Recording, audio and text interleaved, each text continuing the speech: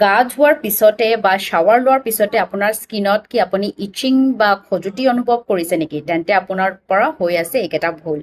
আপুনি হয়তো শাৱাৰ বহুত দীঘলীয়া টাইমলৈকে লয়। বহুত দীঘলীয়া শাৱাৰ ল'লে আমাৰ স্কিনৰ যিটো নেচাৰেল অইল থাকে সেইটো কমি যায় আৰু তাৰ ফলত হয় ড্ৰাইনেছৰ ফলত হয় ইচিং।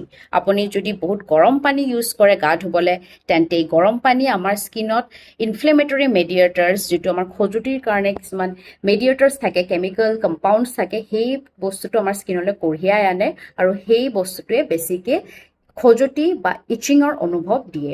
আপুনি যদি ইয়াৰ পৰা হাত সাৰিব বিচাৰিছে তেতিয়াহ'লে আপুনি গা ধোৱা টাইমটো কমাওক।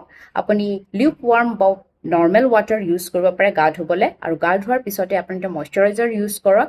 এই মইশ্চাৰাইজাৰটো আৰ্দ্ৰতাটো সংৰক্ষণ কৰি ৰাখিব, ট্ৰেন্স এপিডাৰ্মেল ৱাটাৰ লছটো কমাব, আপোনাৰ স্কিনটো মইশ্চাৰাইজ আৰু হাইড্ৰেট কৰি ৰাখিব, আৰু তাৰ বাবে হ'ব কম ড্ৰাইনেছ, আৰু সেইটোৰ পৰাই আপুনি বাচিব। আপোনাৰ স্কিনত চাব আপুনি শাৱাৰ লোৱাৰ পিছত আপোনাৰ ইচিং অনুভৱটো বহুতখিনি কমি গৈছে।